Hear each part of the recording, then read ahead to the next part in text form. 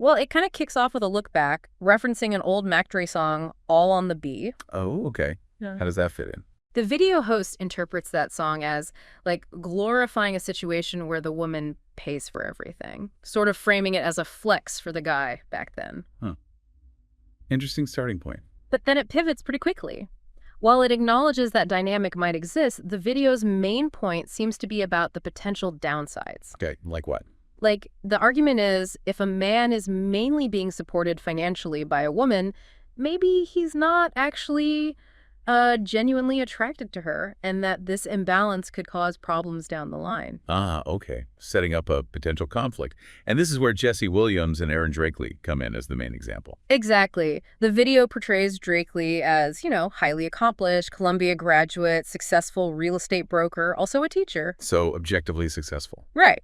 But then the video host adds their own assessment, sort of suggesting that before Williams got famous, maybe Drakely wasn't perceived as being on his level looks-wise. That's the video's take, anyway. Okay, subjective point made there.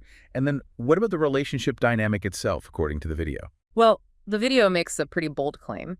It suggests that early on, Williams was in what it calls a booty clapping it up situation. Okay. What does that mean in this context? The implication is pretty clear, that Drakely was likely paying most of the bills, that her financial support was, a really central part of things back then. Right. So the video establishes that as the baseline. Then the turning point is his big break. Yeah. Grey's Anatomy, the fame, the money that came with it. The video presents this as fundamentally changing things. And the argument is that this newfound success and independence made Williams want out of the relationship. That's the core argument presented, yes. That the shift in his status, his financial power, his public profile led him to want to leave. It does raise that question of how big life changes for one person can impact a relationship, doesn't it?